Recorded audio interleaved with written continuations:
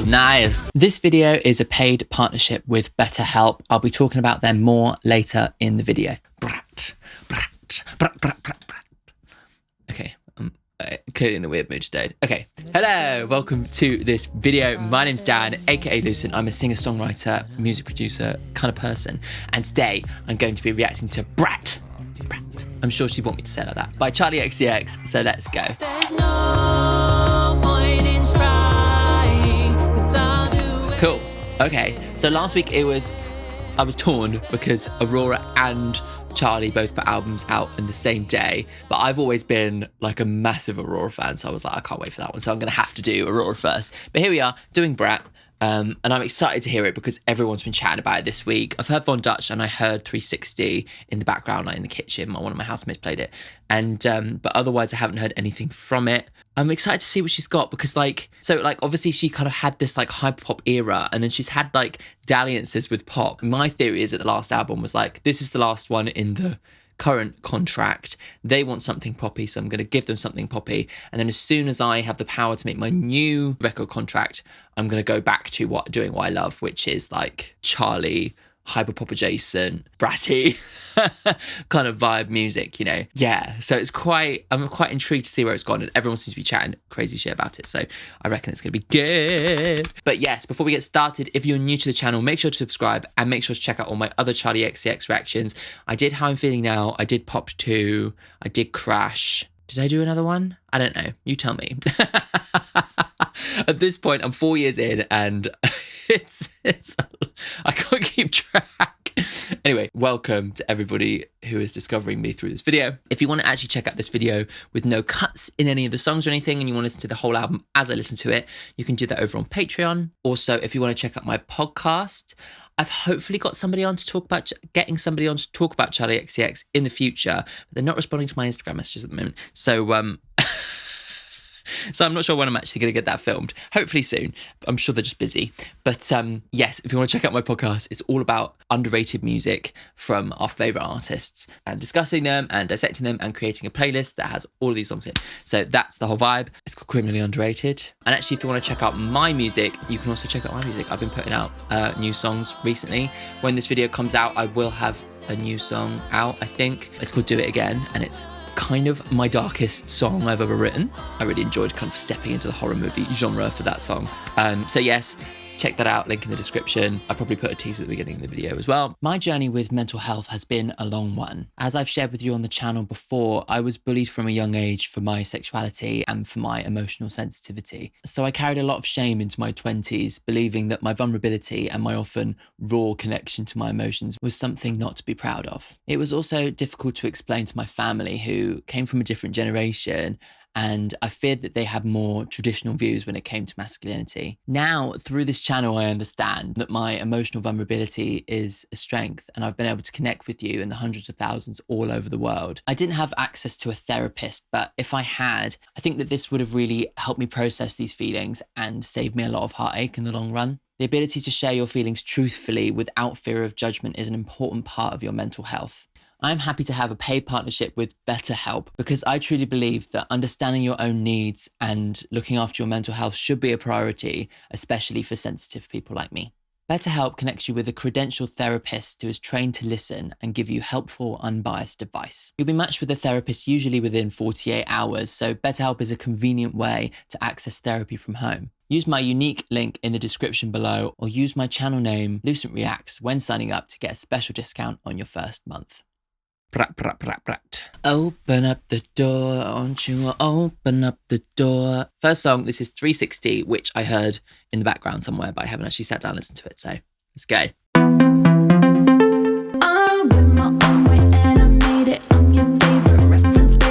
So we definitely going back to earlier Charli Pop vibes, like Pop 2. Well, I love it. Yeah, it's giving me like Unlock It, Lock It energy. Yeah, 360. When you're in the mirror, do you like what you see? Oh, so fun. Yeah. I love how kind of like shiny it is. I was expecting something grittier, but I'm enjoying it. I love a bit of shiny pop. That's me, all over. Also kind of like low stakes, kind of chill in a way. But I feel like Crash was trying to do something really big. Yeah, 360. I love it. It's definitely got a throwback energy as well. It's kind of reminding me of like 2000s. It's just so clever and catchy and like really nice done. It almost sounds like there's like a phone, like a Nokia,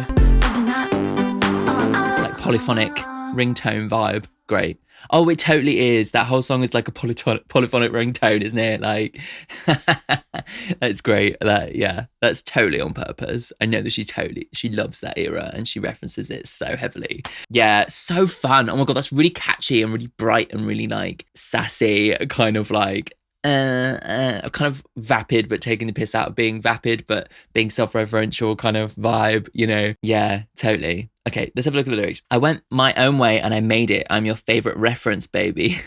Call me Gabriette. You're so inspired. I'm tectonic moves, I make 'em. Shock you like defibrillators. No style, I can't relate. I'll always be the one. So it's almost like she's like bigging herself up in a kind of like almost like narcissistic kind of way, but it's very kind of self-referential, isn't it? It's very much like maybe this is what you think of me type thing, or maybe I'm putting on this persona type thing. Drop down, yeah, put the camera flash on, so stylish, baby tears, I'm gone. Drop down, looking like an icon, work angles, yeah, 360. When you're in the mirror, do you like what you see? When you're in the mirror, you're just looking at me. I'm everywhere. I'm so Julia. I don't know who Julia is, but I'm assuming it's like somebody who is maybe like social media, who is like, you see them everywhere.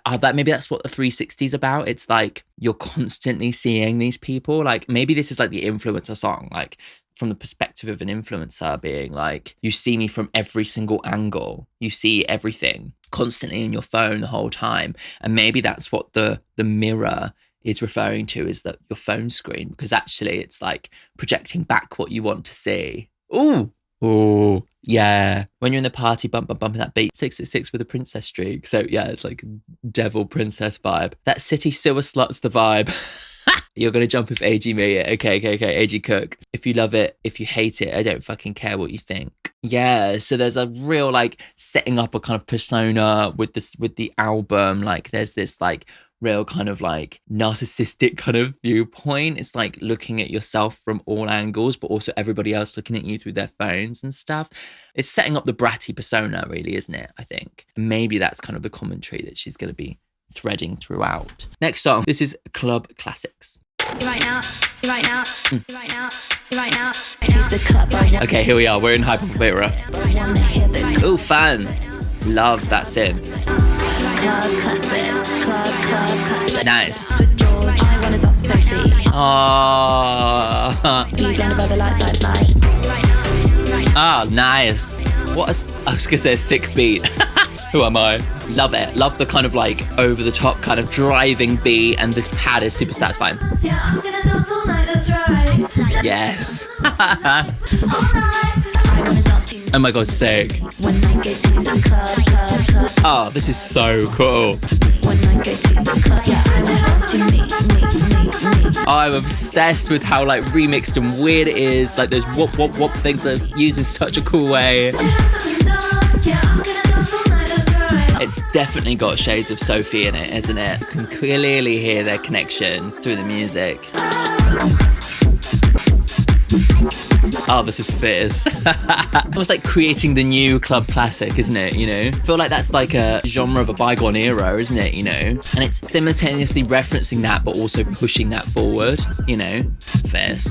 Also, I love in the previous song where she mentioned I'm the reference. There's like 12 layers of self-referential shit going on at every single moment. It's quite clever. It's like referencing the fact that she can reference in the song that's referencing something else. You know what I mean? Yeah. Loved that. Like creating the new club classic. Like that's what it felt like. So for you young people, there was always like this genre of music, especially in the UK, probably mostly in the UK and in Europe, of club classics. And it was always like, oh God, I can't even remember what songs they were.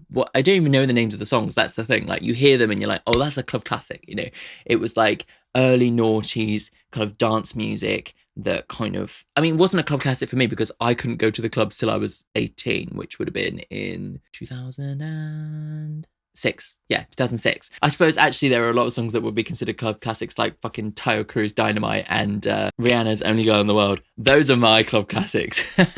But like in terms of like the idea of club classics, it dates a little bit earlier. And so I love that she's like referencing that in the song, but she's almost like referencing the future of club classics, which, you know, is actually talking about A.G. Cook and Sophie creating hyperpop, which is like a deconstruction of like a lot of that era of pop music, but pop music in general, and like reconstructing it into something totally futuristic, you know? So that is like, I feel like this song is like, I'm gonna take the reference of an old genre, but like re-zhuzh it up into something brand new with reference to the current classics of, or what is going to be considered the future club classics, which is going to be Sophie and other hype pop artists, you know, and probably and Charli, let's be honest. But yeah, like the idea of the club has really eluded us in the last, like, COVID kind of fucked that up completely. But like, you know, with the rise of hip hop and stuff, like dance music has really taken a back seat. And so you don't really get the club classic vibe anymore. I mean, I don't go to the club as much anymore, so I guess that's part of it. But like, I don't know, that kind of genre seems to have disappeared. And maybe it's like her being like, I want to reinstate the club classics. I want to create a club classic. I want to be a club classic. I want that to be part of who we are as a society going forward. And it's fierce and it makes you want to dance and all that stuff. It's great. Right now, it's like when I go to the club, I want to hear those club classics. Yeah, I want to dance to me.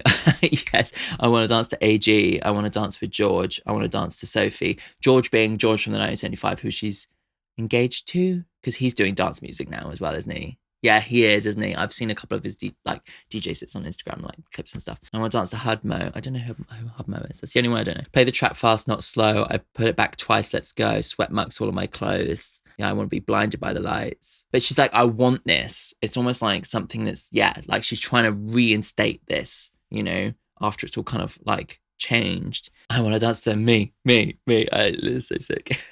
I literally love that. And it kind of is part of that kind of bratty persona, isn't it? Like, I want to dance to me and all my mates.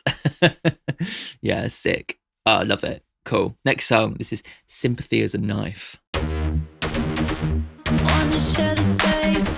I don't know if it's real or if I'm spiraling. Okay. There's a bit of anxiety, swirling anxiety. Nice. Oh, fierce. Oh, it's kind of epic, huh? Oh, I love that. Oh, I'm obsessed with the sound of this album. It is fierce.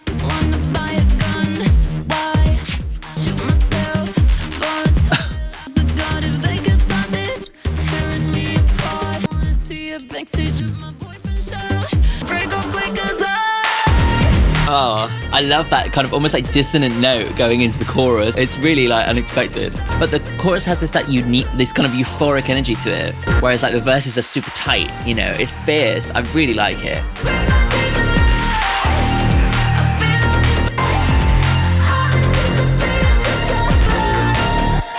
Fierce. I wonder what the sympathy as a knife, what does that mean? Fierce. Oh my God, I love it. It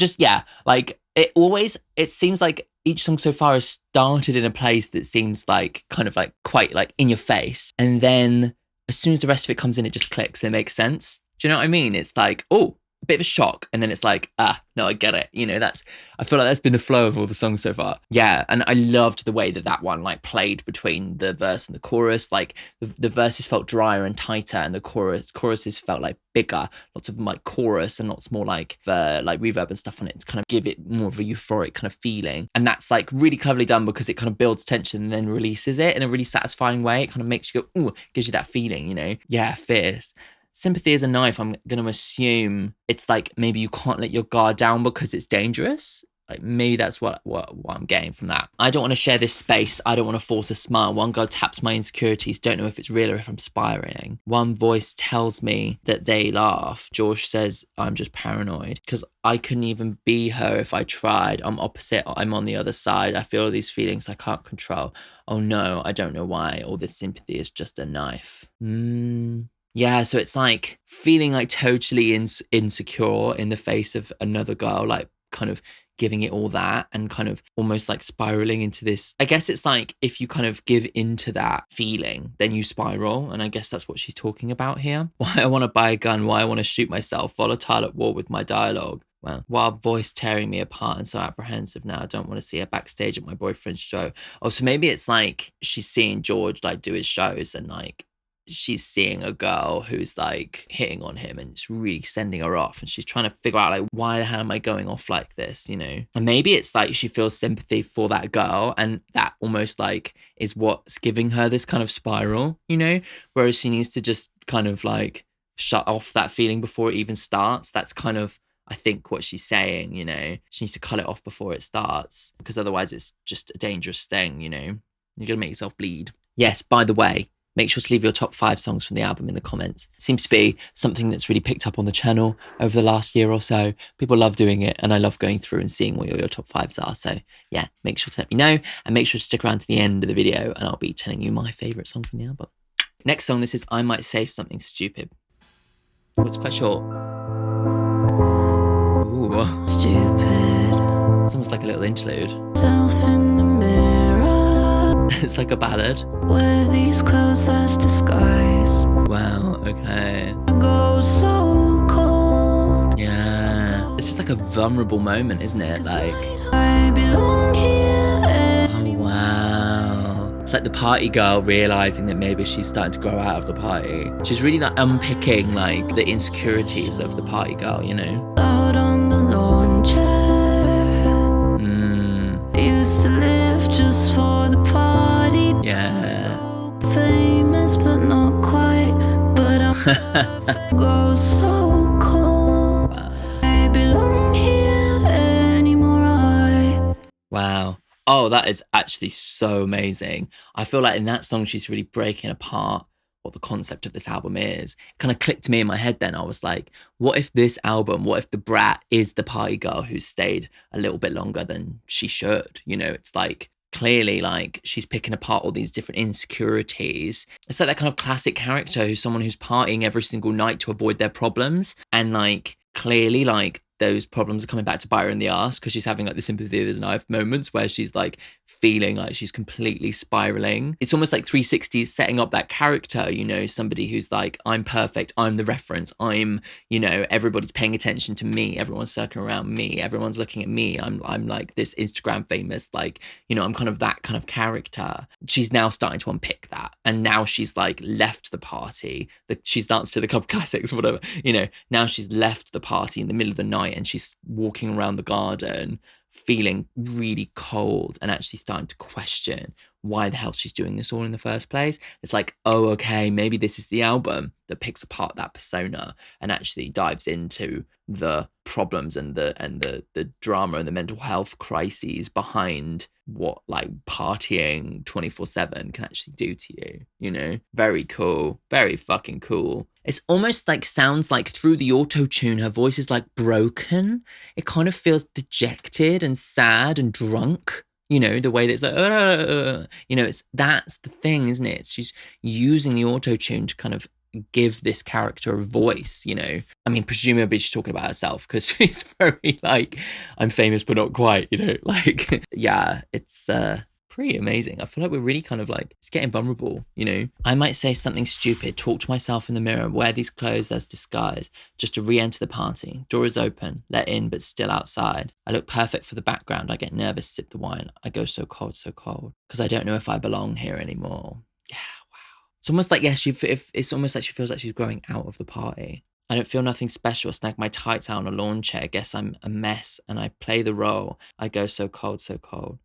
I don't know if I belong here anymore. That is just fucking amazing. To have all these like party dance anthems and then to just have this fun moment of vulnerability. I don't know if I actually belong in this scene anymore.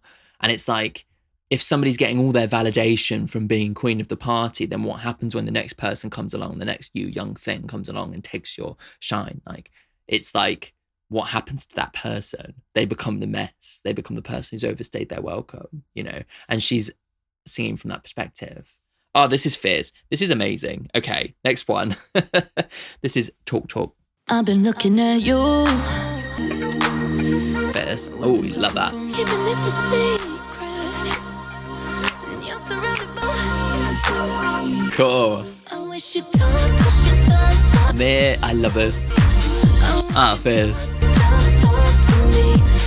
This is like really sounding like one of those like mid-noughties like dream poppy kind of things. Like thinking like, I used to love this Japanese band called the Genki Rockets. Reminding me of them. Are you thinking about me? But then I felt crazy. Yeah. It's like kind of talking to a new love, I think, but like it all kind of like causing like a lot of panic. I wish you talk. Wish you talk. I love how these songs kind of like exploring that this really interesting character persona and style, and yet the center they feel really boppy, you know? It's clever. Wish you talk to me. Talk to me. Fizz. Shall we go back to my place? Fizz. Oh, so fun. I just love, I mean, the production is just beautiful, but it like is striking this like really amazing like balance between the hyperpop experimental energy, but bringing it just close enough to center that it could be mainstream, like, enjoyed by a mainstream crowd, but seen as like forward thinking. Do you know what I mean? Like, I feel like sometimes when I listen to the really out there hyperpop stuff, I find it extremely jarring, but I think it's supposed to be extremely jarring. But this is like almost like, okay, so what if we take that, but we try and almost kind of bring it back just a notch, or give it enough of a kind of central kind of boppy pop energy just to kind of like bring it slightly back to the middle. Do you know what I mean? So then the kind of general public, people like me, will be thinking, wow, this sounds really futuristic, you know, but still really enjoyable. You know, it's striking that balance brilliantly. For some that might not know, TalkTalk was actually a phone company in the UK for a long time. I think they got bought out by like EE or something. Anyway, so they don't exist anymore. And so for any British people around mine and Charlie's age, you probably would have had one of your earliest phone contracts on your little Nokia with TalkTalk. So I think there's a specific reference there. I think actually I was on O2, but you know, whatever. I've been looking at you, putting holes in your head. We've been talking for months, but never in the same room. And now I want to approach you. We've been keeping this a secret. So it's like, we've been like chatting to each other through our phones, right? Never in the same room. We've been FaceTiming. We've been on our TalkTalk Nokias, you know, and we've got to know each other in that time. And now it's like, oh shit, I want to be able to actually see you IRL, you know? It's a very modern problem, isn't it? You know, and you're surrounded by friends and I'm just wondering what they know. Wish you talk, wish you talk, just talk to me. So maybe this is like the first time she actually met George Daniels in IRL, you know? And she's like, I just want you to talk to me. We've been getting to know each other on the phone, so why can't you come and talk to me? It's like anxiety, like, why are you not talking to me? You know, I think you're getting closer because I've been getting nervous. Are you thinking about me? Kind of thinking you are. I followed you to the bathroom, but then I felt crazy. Yeah, cute. She's really like pinned that feeling of like, I wish you'd just talk to me, like a kind of very specific feeling, but like feels quite general, you know? Oh, talk to me in French, talk to me in Spanish, talk to me in your own made up language. Doesn't matter if I understand it. Talk in my right ear. Tell me your secrets and fears. Once you talk to me, I'll talk to you and say, hey, let's get out of here. Shall we go back to my place? It's like she wants to break the sexual tension as well, you know. It's like this has been building up and I just need to break this tension. Love it. She really captures that feeling so well. And another reference, next song, another early noughties reference is Von Dutch, which is like, it was just an era where everybody had that cap with Von Dutch on it. It was just a whole noughties thing. Paris Hilton, you know, the Spice Girls, all of them. Anyway, I have heard it. I watched the music video. Love the music video. That was so sick. But yeah, let's give it a go. See what it is like in context of this like story I'm building up. It's okay to just admit that you're jealous of me. It's alright to just admit She's going back into this character, isn't she? living that life, but that's can't clash on your number. It's almost like she's burying her voice in the mix here. I wonder whether that's like a defensive measure, you know? It's like, I'm the best, I'm the number one, especially considering she was like, maybe I don't fit in this party anymore. Now she's like going completely the other way and saying, no, I'm the fucking number one. Admit that you're jealous of me. I love the reverb on her voice is so specific. It's like almost like metallic. And it really sets up the sound for the album, doesn't it? Living that life, but that's little secret picture. I feel like this one doesn't send me off like the other ones do. I think it really worked with the music video. I feel like the whole thing with the music video itself really worked as a thing. But I do think I've enjoyed the other songs in the album more. Maybe it's like the character that she's building is somebody who was big in the noughties, you know? They're still wearing the Von Dutch cap, you know? Yeah, maybe that's it. Maybe it's like everybody knew who they were. Like the Von Dutch thing is almost like clinging on to something of a bygone era. Maybe it's somebody who's clinging on to that so much that now it's come back around and is fashionable again, you know? Maybe that's kind of what she's looking at. Maybe that relates to the 360 thing. I don't know. Like, it's quite interesting, isn't it? Like, that she's talking about, like, somebody earlier saying, I don't think I belong at this party anymore. And is now, like, saying, fuck you all. Like, I'm the number one. I'm the bitch. I'm that bitch, you know? It feels really defensive. And it sounds very defensive in the way that she's performing it, you know? And, like, the music video, her on the conveyor belt at the airport and her being dragged around by the thing and her falling off the plane and stuff. And it's just, like, this messy behavior of this person who has kind of lost the plot and has become that messy girl, you know? It's okay to just admit that you're jealous of me. Yeah, I heard you talk about me. That's the word on the street. You're obsessing. Just confess it. Put your hands up. It's obvious. I'm your number one. It's all right to just admit that I'm the fantasy. I'm just living that life. Von Dutch cult classic, but I still pop. I get money. You get mad because the bank's shut. Yeah, I know your little secret. Put your hands up. It's so obvious I'm your number one. But yeah, it's interesting that it's like, it kind of is returning to this like cyclical nature of like fashion and how like that relates to the era, like the cult classics, the club classics. This person's like throwing their big dick around because they have this like, almost like this, you know, the famous energy, you know. But yeah, I can't help feeling it's a thin veneer between that and somebody breaking down, you know? And I feel like that's the point of the album, right? Okay, next one. This is Everything is Romantic. What? She's so fucking with us. Bad tattoos on leather tan skin. Jesus Christ on a plastic sign. Interesting. I kind of love this, but not what I expected. I wasn't expecting like a romance novel vibe. Bad tattoos on leather tan skin. Oh, now they've resampled it and fucked it up. Oh, it's so sick. I love it. Nights and white sheets of lace curtain. Capri in the distance. Everything is romantic. Oh, I love it. Romantic. Maybe it's like her vibe of like getting into this relationship. 4 generations make up a family. Lemons on the trees and on the ground. Pompeii in the distance. In a place that can make you chill. Italy. It's like maybe a honeymoon. Did they get married? I can't remember. Fall in love again and again. Aww. Again and again. One of them says, oh, this is so cool. Fall in love again and again. Fall in love again and again. Oh, this really feels like she's let down the walls and like, but like, I love how the sound of the song is still like so like not romantic. Do you know what I mean? It's like, it's a very interesting kind of commentary, you know. Also, that Fall in Love Again and Again is like slightly out of time and it's throwing me. Again and again. Fall in love again and again.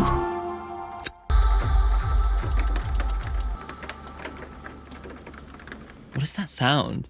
Oh, I'm obsessed with that. I love that they opened with the traditional romanticism and then fucked it up completely and went completely the opposite way and just went like balls to the wall, like intense, but still with this central romantic message.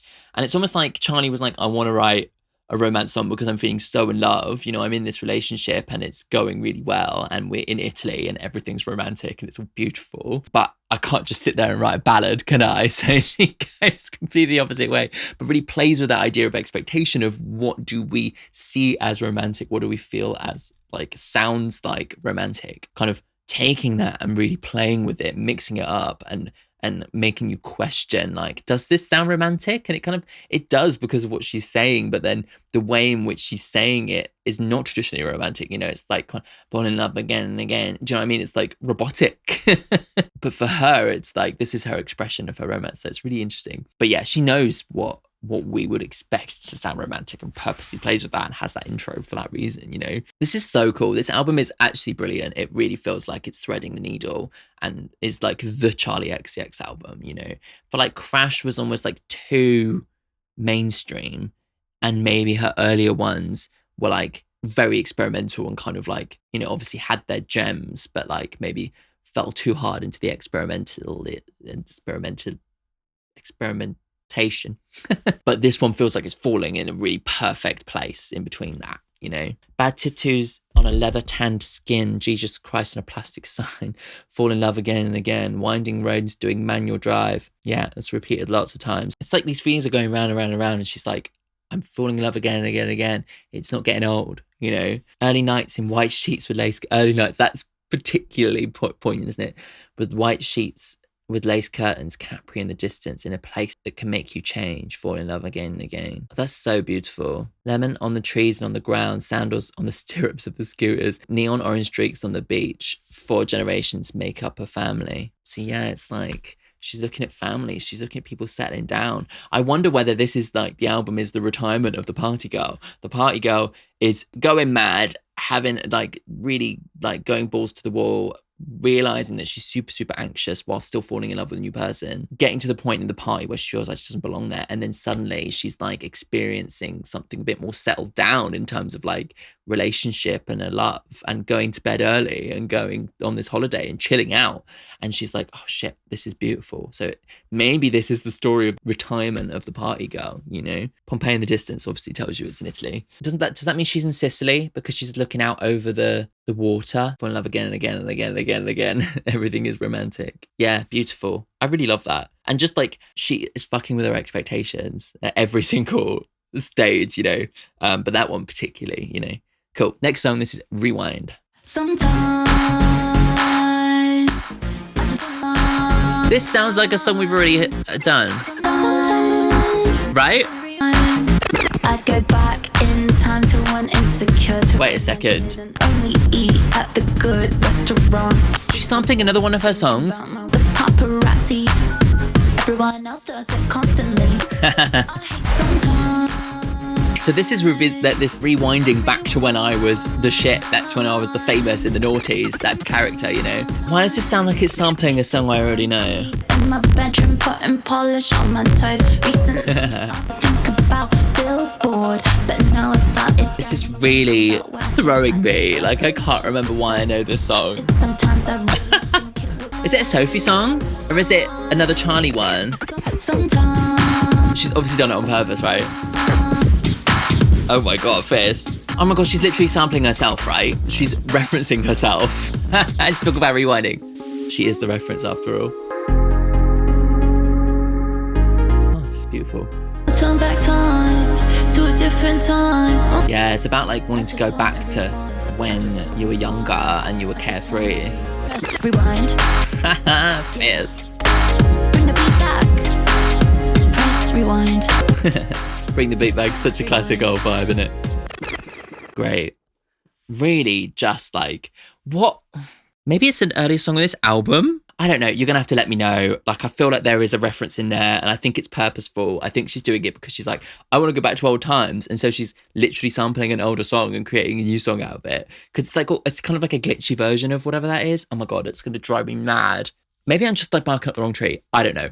But if this is what she's done, then it's fucking genius, because she's like thinking about like the idea of like, I'm getting older and, you know, I'm aging out of the party lifestyle. And sometimes I just want to go back to where I was young and carefree. You know, that's a central feeling that like a lot of people feel as they grow older, especially when you get into your like 30s and you're like, wasn't the 20s wild and crazy? Sometimes I just want to go back to that feeling, you know, rather than just singing a song about that. She's actually referencing an earlier song and like, therefore literally going back in time, you know, which is pretty fucking genius, I must say. And like I love how the production like sounds like it's rewinding, trying to turn back the clock, trying to live your glory days. It is playing into this character who can't let go of the glory days, is still wearing the Von Dutch cap, you know. I go back in time when I wasn't insecure, when I didn't have overanalyzed my face shape.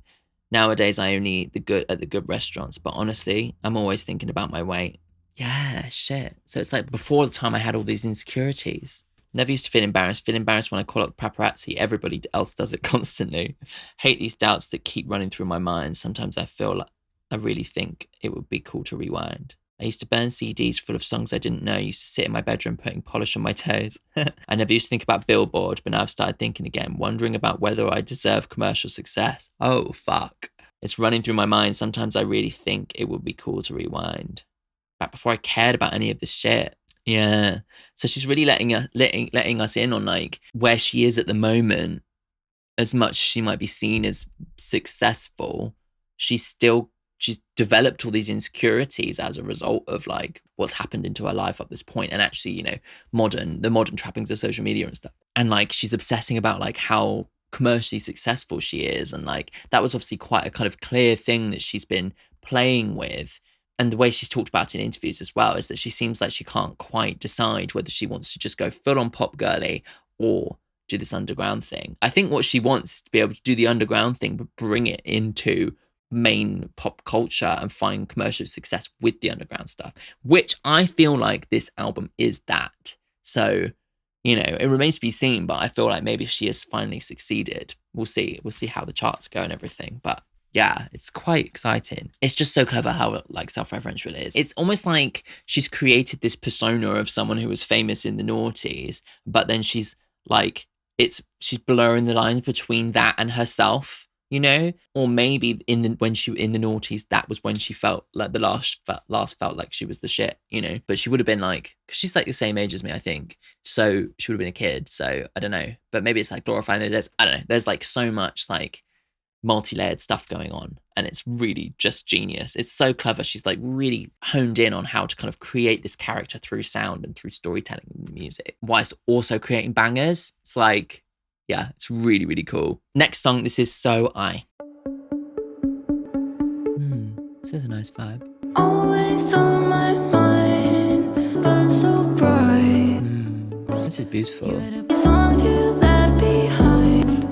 It's okay to cry. Oh, it is about Sophie. So I cry. Oh my god. I was petrified. Oh my god, my arms. I've got chills all over my arms. Human track make excuses. Stay for dinner. Oh, she's like, actually, I wish I'd spent every single moment I could with you because you died too soon. Is that a sample that from It's Okay to Cry, right? It sounds like that song, doesn't it? So I know I can cry. Sophie told me it's okay to cry, and I listened to that song and I cry because I miss her. Didn't know how I should act. I remember. The memory of her lives on through the music, her music, but also the music that she's inspired in other people, you know. You had a power like a lightning strike. So I cry. Oh.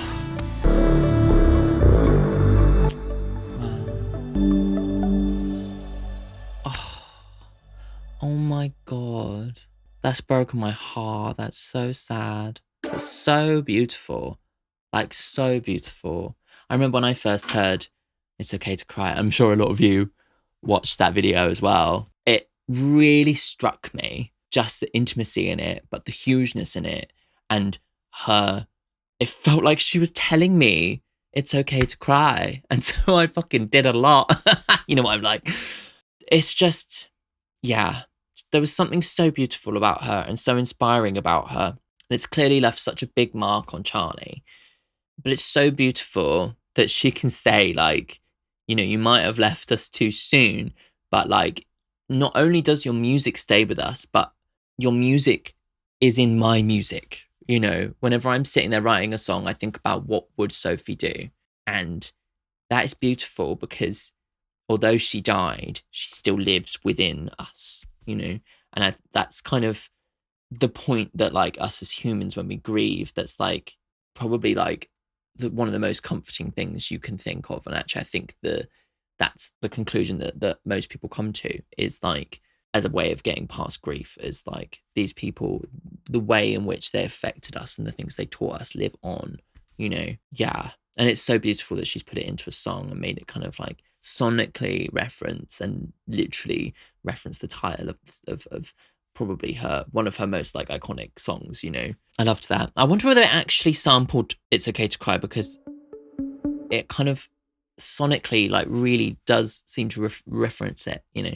Again, Charlie playing with the referencing, you know, it fits, doesn't it? Always on my mind. Your star burns so bright. Why did I push you away? I was scared sometimes. You have power like a lightning strike.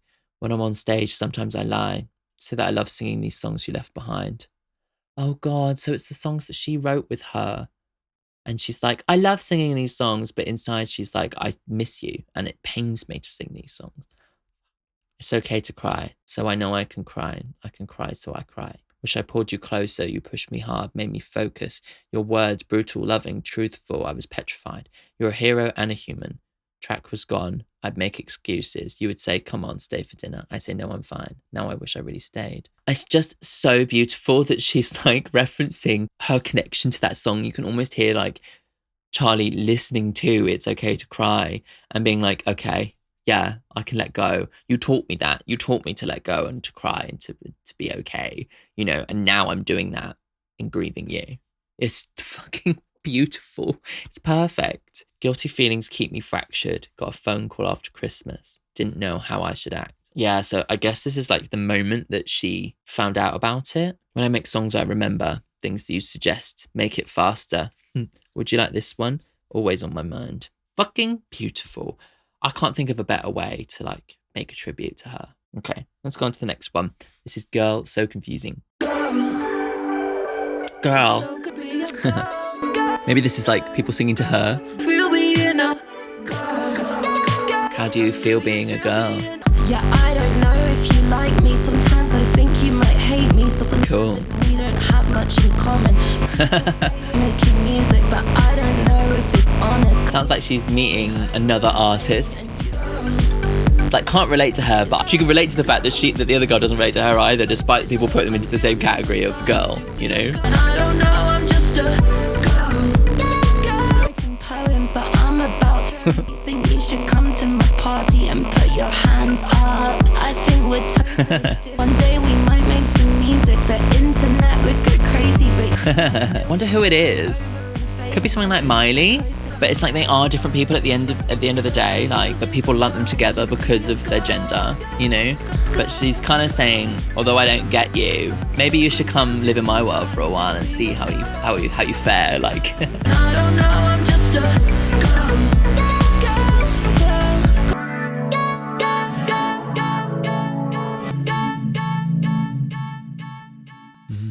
Yeah, beautiful.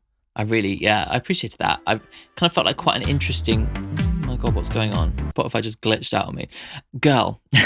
Yeah, I thought that was a really interesting story. It kind of was like maybe like two music execs putting them together and saying, oh, you'll make good music together. But then actually she's like, why did they do that? We're like sat at this restaurant and you're a nice enough person, but I can't relate to you at all. Like, you're writing poems and I'm, you know, out at the party, you know, that's kind of the thing. Maybe it's Taylor. It seems as if like she's picking apart like what it is to be a woman. And actually the reason that these execs have put these two people together to try and make music is because, oh yeah, you look the same, you got the same hair. You know, it's like that kind of like patriarchal kind of sexist thing where it's like, oh, you're girls, you must be able to get on. And she's like, we're two very different people, you know. But then she's dissecting that kind of dichotomy, you know, and kind of like, maybe we'll be able to make music one day. Yeah, I really like how she's kind of playing with this gendered term and like what that, like, how does that feel? You know, how does that like, man, I don't know, I'm just a girl, you know. It's like, yeah, it's clever. Yeah, I don't know if you like me. Sometimes I think you might hate me. Sometimes I think I might hate you, but maybe you just want to be me. You always say, let's go out. So we eat at a restaurant. Sometimes it feels a bit awkward because we don't have much in common. People say we're alike, that we've got the same hair. We talk about making music, but I don't know if it's honest. I can't tell what you're feeling. I think I know how you feel. God, it's so confusing sometimes to be a girl. It could be about Taylor because like there is that connection, especially like when Taylor was dating Matty, she was dating George, I think. So it's like, you know, have I just got the scoop? But opposites do attract. Maybe we're so meant to be, just you and me, because people say we're alike, that we got the same hair. But then she doesn't have the same hair as Taylor, does she? It's probably not then. Who do you have the same hair as? Don't know. At least we're closer to being on the same page. Yeah, so it's like trying to kind of find a connection with somebody. People almost having this expectation that you'll be able to connect and kind of like trying to dissect that, you know. Okay, let's go on to the next one. This is Apple. like the sound of this. I can see you don't fall far from the tree. 'Cause now I It reminds me of that Lily Allen song, Connection to the Family. I can see apple could turn yellow or green. For nuances to you and to me. Yeah, clever. Leave to the airport. I just want to go to the airport. Is that what she's saying? Cool. I think the apple's rotten right to the core. There you go. I split the apple down symmetrical lines. I bring the sun and drive. It's like trying to escape your connection to your family, I think. But I love this playing with the extended metaphor of the apple falling from the tree, you know? Where you go? Cool. The production is absolutely like manicured to perfection, isn't it? Like every detail just like goes to frame the storytelling, frame the lyrics, frame like the message, the vibe that she's trying to sell, you know? Really, really good. She's firing on all cylinders and it's like fierce. Yeah, fierce. I love this idea that she's like playing with this saying, the apple doesn't fall far from the tree. Like, you know, this idea that like as we grow up, we end up becoming similar to our parents. And she's rebelling against that, you know. But I love the way that she changes the metaphor throughout, like really clever. Again, the production is just so good. And just like, yeah, it just feels like experimental enough, but still poppy enough to feel approachable. You know, it's really good. I guess the apple doesn't fall far from the tree because I've been looking at you so long. Now I only see me. I want to throw the apple into the sky. Feels like you never understand me. So I just want to drive to the airport, to the airport, to the airport. Guess the apple could turn yellow or green. I know there's lots of different nuances to you and me. So clever. I want to grow the apple, keep all the seeds, but I can't help but get so angry. Maybe like trying to escape her family because they don't understand her. Like, she's like, this apple is a green apple and you're a red apple and that is fine. I think the apple's rotten right to the core, fierce. From all these things passed down from the apples coming before. Oh shit, so like familial trauma, you know. I split the apple down symmetrical lines and what I find is kind of scary makes me want to drive. So it's escaping your feelings, escaping the truth, escaping the trauma. And maybe this is relating to what we were saying earlier about this party girl who is constantly partying to avoid dealing with her trauma, to avoid dealing with the things within her that she doesn't like. And now she's starting to realise that actually a lot of that stuff was passed down from her parents and from her lineage. And I love how she's tied it into the family tree, the apples and each of the apples falling from the tree. And she's like, I want to take all the seeds and make my own apple tree. I want to make my own family, but I'm worried that I'm going to pass down the trauma to the next generation. And at the moment, she's not actually sitting there and dealing with it. At least she's realising it exists, but she's not dealing with it. She's running away. She's flying away. She's driving away, anywhere, you know? Yeah, so clever. That works in so many levels and like really plays into this like growing up narrative that we're starting to piece together, you know? Cool. This is B2B. Back to back. Ooh, yeah. Ooh, yeah. What the fuck does it sound like? Fizz.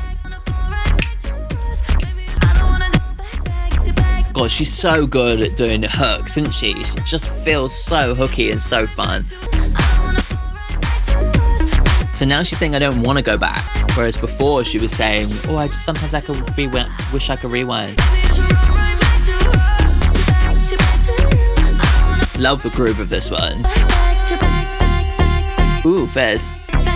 Oh, love that. Love a good polyrhythm. But an unexpected one. This is so sick. Fez. Cool. Honestly, there has been so much good music this year. I cannot get over it. Like,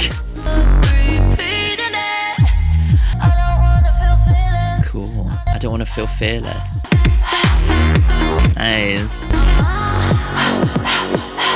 I really love the vibe of that. I like really got into it, you know, really like on a basic level. Like I was listening to an interview with Nile Rodgers the other day and he said that he usually starts a song by trying to like actualize some kind of intellectual kind of creative musical thing, like whether it's like using kind of crazy jazz chords and then making it work into a song, you know. But then after he does all the kind of intellectual stuff, he always goes back to like, what is the primal thing? What is the thing that's like within our bodies making us want to dance? And that's what that song made me think of. It's like, obviously it's got loads of clever stuff going on, but it always goes back to what is that physical thing that gives you groove, that gives you that, you know, makes you want to dance. And that's that feels like it has that, you know. Back to, back to, back to, back to. I don't want to fall right back to us.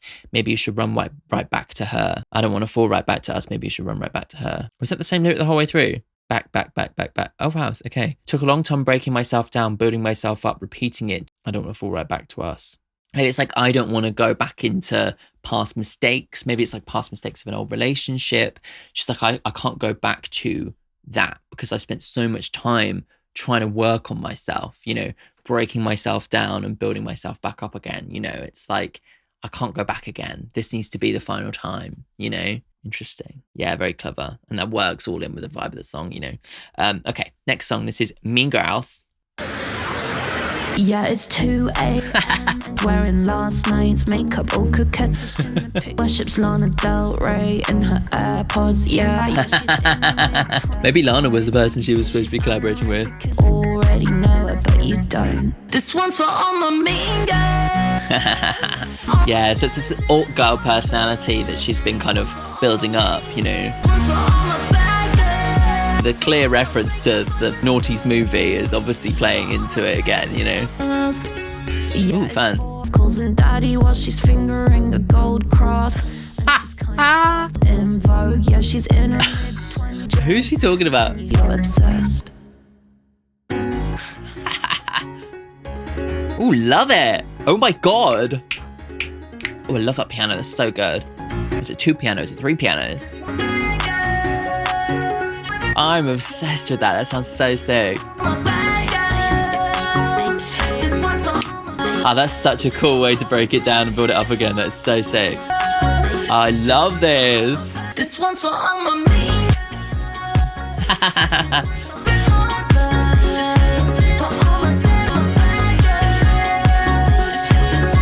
The first half of the song I wasn't necessarily feeling as much, but as soon as that breakdown came in, I'm like, I'm on board.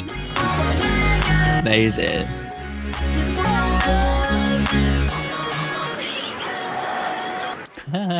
Back into the crowd. I feel like she's really playing about with the idea of who is actually the bad girl at that point. She's focusing in on this girl, on this character who's like doing all the right things. You know, she's listening to Lana Del Rey. She looks perfect. Everyone's obsessed with her. But she kind of has this like dark side where she's like, you know, fucking a guy calling him daddy and twiddling the cross. Do you know what I mean? It's like, who is actually the bad girl at this point? Is it Charli and all of her mates who are all the ones who are just partying and going mad? Or is it these, you know, right-wingers with the dark underbelly? Do you know what I mean? Like, that's kind of the thing, right? And I loved how that just like really like broke down in such a cool way, like to take like almost kind of theatrical sounding piano, like it felt so jarring, but as all the parts started coming in, it started building up, it just sounds so satisfying and beautiful. Like I really, really enjoyed that part of it. Yeah, it's 2 a.m. and she's out there in a sheer white dress wearing last night's makeup, all coquettish in the pictures with the flash on, worships Lana Del Rey with her AirPods. You say she's anorexic, you heard she likes when people say it.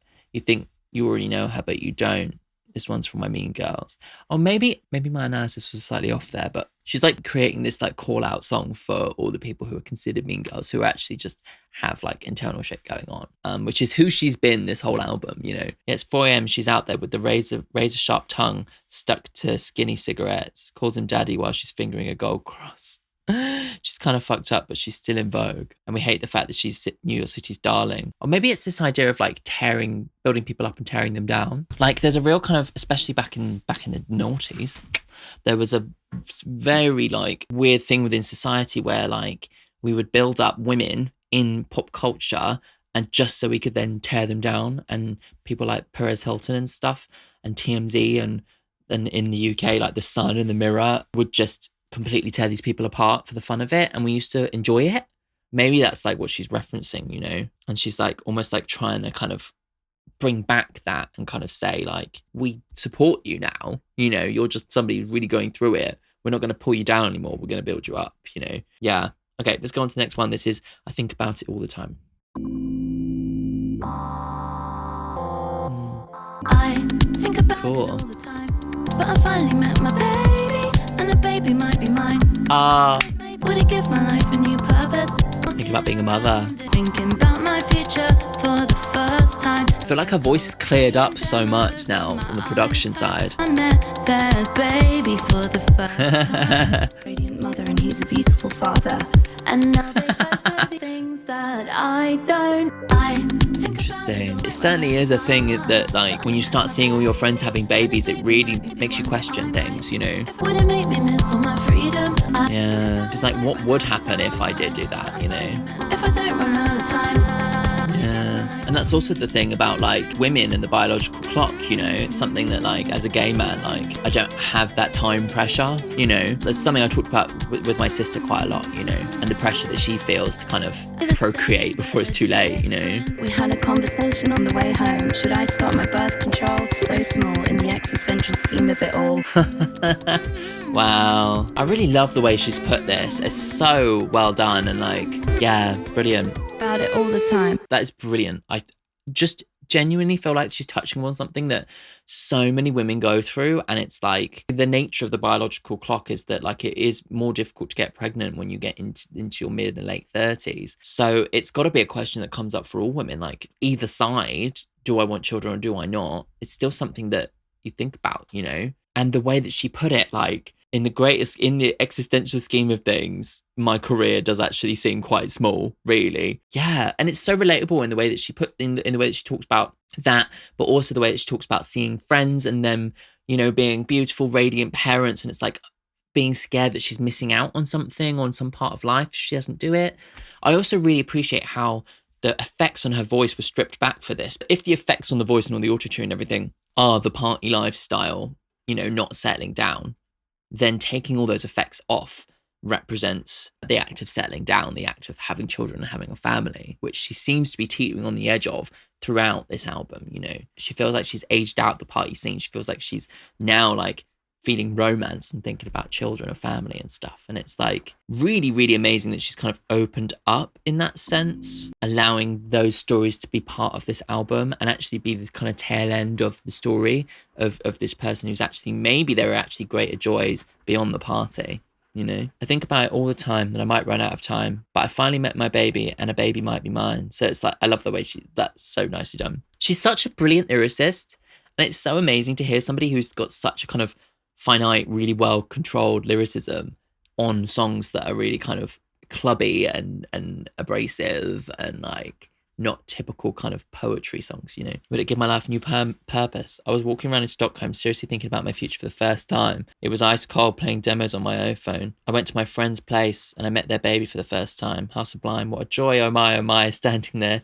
Same old clothes she wore before holding her child. She's a radiant mother and he's a beautiful father. And now they both know these things I don't. I just love the way she's put it.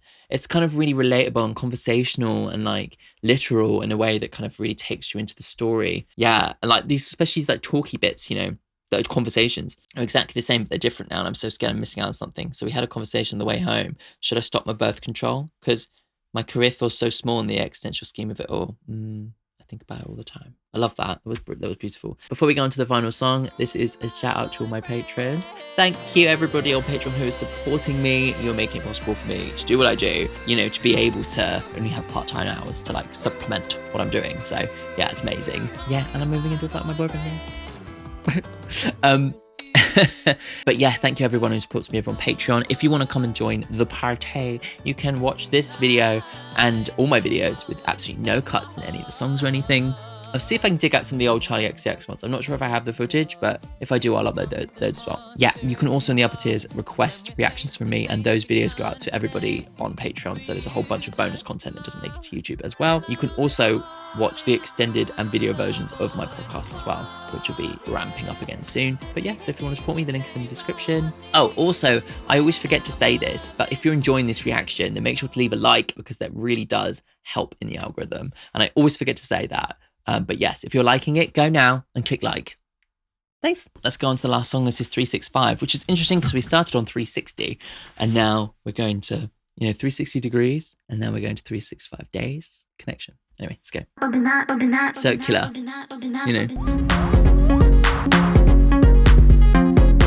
This is the same as 360, right? Sounds the same.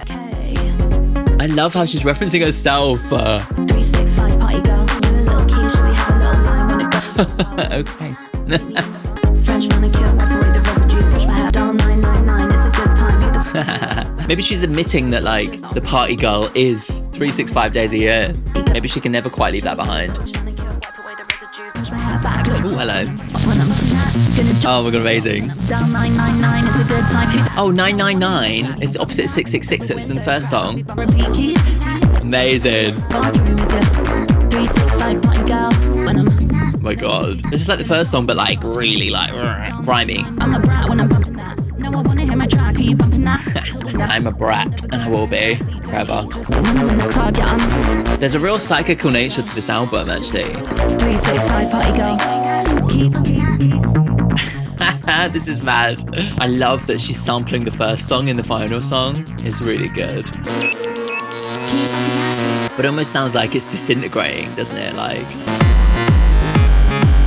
Fears. Yeah, it feels like this admittance that she can't ever quite let go of the party girl. Or maybe it's just like meant to be cyclical because there's no solution. At the end of the day, she doesn't actually make a decision to have a baby and settle down, you know? Amazing. So genius. Like, I love that she's sampling the first song but really messing it up, and it almost kind of gives it this kind of dark kind of feeling. It's like actually maybe this character can't give up on the party and won't ever be able to settle down and like will constantly be having these feelings. And maybe this is like a slice. Oh, I need to get into this in a second, but maybe this is like a slice of like what is ultimately a spiral, and like she will continue feeling the same things over and over and over again, you know, but never making a decision. Oh, clever. That is just really genius. There's so many levels in that. Like, there's not loads of lyrics to this because I think it's mostly repeated, mostly cyclical. Like, it's all very, you know, meta. Here we go. When I'm in the club, yeah, bumping that. When I'm at the house, yeah, bumping that. 365 party girl, bumping that. Should we do a little key? Should we do a little line? Just a cheeky one. Lol. Want to go real wild when I'm bumping that. Meet me in the bathroom if you're bumping that. 365 party girl, bumping that. French manicure. Wipe away the residue. So it's about doing coke. Dial 999, it's a good time. Who the fuck are you? I'm a brat when I'm bumping that. Yeah. The brat is here of all force. I never go home, don't sleep, don't eat, just do it on repeat. Yeah, the constant party girl, forever and ever and ever and ever. Push my hair back, I look hot when I'm bumping that.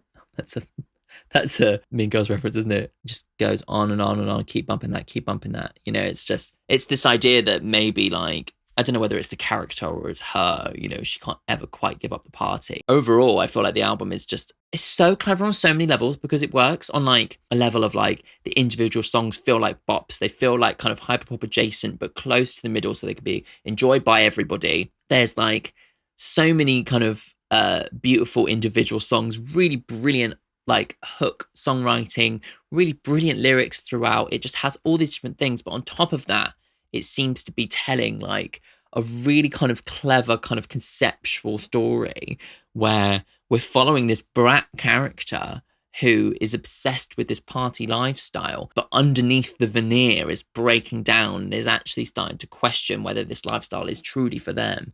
And I kind of expected maybe the end of the album would be her making a decision to actually maybe take a slightly slower pace in life, but instead it ramps right back up and goes back to the beginning and is just this vicious cycle of this person who can't actually get out of this party lifestyle and is completely entrapped within it and might just keep doing it until she dies, because it's like, you know, if you never make a decision and you just keep falling back into old habits, then you're just going to do that forever, you know?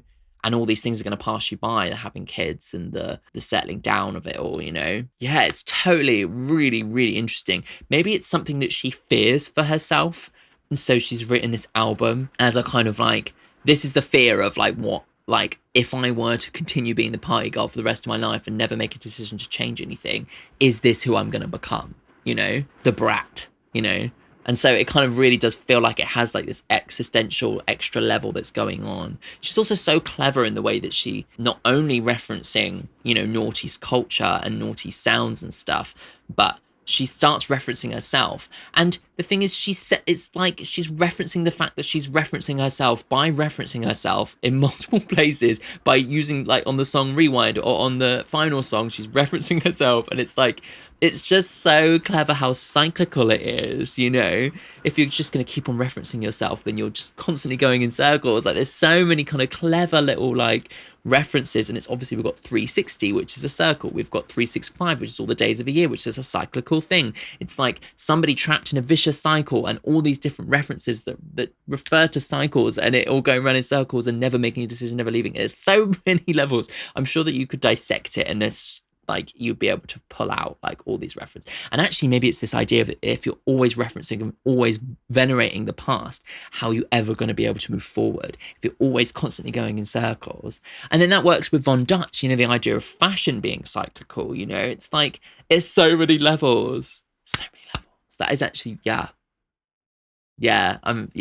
there's like it's extremely high level shit.